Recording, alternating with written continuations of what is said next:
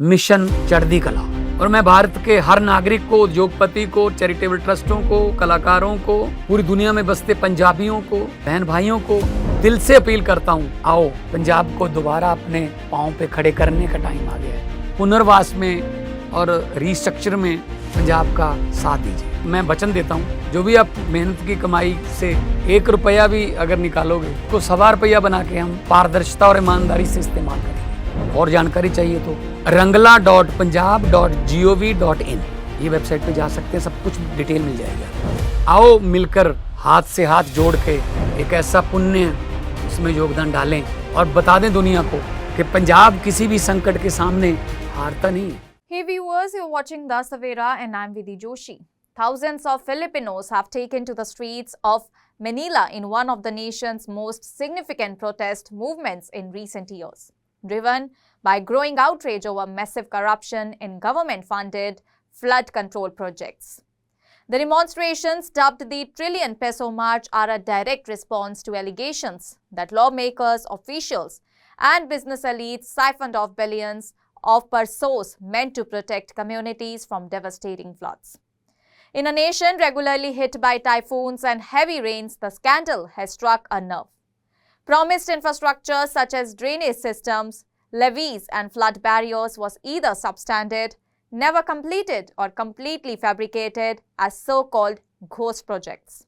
Residents from flood-prone areas like Bulacan province have shared first-hand accounts of how they continue to suffer yearly floods while funds meant to improve their lives are allegedly used for luxury cars, foreign trips and personal gain. The protest, which is set to grow even larger this Sunday, holds symbolic weight. It falls on the anniversary of September 21, the day former President Ferdinand Marcos declared martial law in 1972. Many see this as a deliberate echo of the people power movements that ultimately overthrew the elder Marcos in 1986. Now his son, President Ferdinand Bongbong Marcos Jr., finds himself at the center of a storm.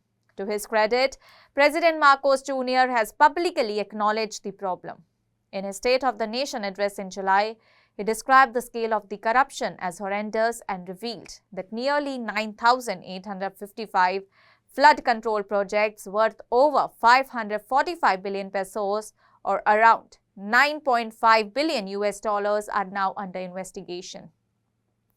He has since accepted the resignation of the Secretary of Public Works and has created an independent commission led by former Supreme Court Justice Andres Reyes to investigate the matter. In a surprising show of humility, House Speaker Martin Romualdez Marcos' cousin also stepped down from his position. Speaking before the House plenary, Romualdez said he resigned so the commission could carry out its mandates without doubt, without interference and without undue influence. His resignation followed accusations from a construction firm that nearly 30 lawmakers and public officials had accepted cash bribes tied to infrastructure projects. Despite Marcos Jr.'s attempts to show solidarity with the people, stating in a recent press conference, "Do you blame them for going out on the streets? If I were in president, I might be out in the streets with them." Public frustration remains high. Many citizens feel this is just the latest example in a long pattern of elite impunity, with ordinary Filipinos bearing the cost of corruption. The protests have been largely peaceful, with the Catholic Church and civil society groups playing significant roles in keeping order.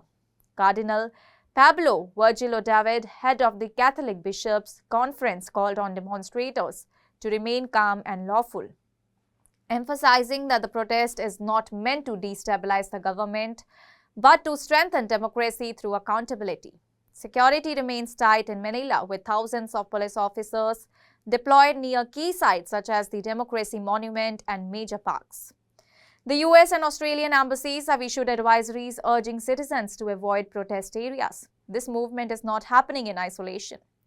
Across the region, young people and civil society groups are rising up. In Nepal, a Gen Z-led protest toppled a government over corruption. In East Timor, mass protests forced the government to scrap lands to give lawmakers luxury SUVs. The Philippines now joins the regional wave of civic awakening. Whether the Marcos administration can restore trust remains to be seen. But one thing is clear, Filipinos are no longer content to suffer in silence. Their message is loud, clear and unwavering. Accountability is no longer optional. That's all for now. Stay tuned to the Savera for more updates. Do like, comment and subscribe to the channel.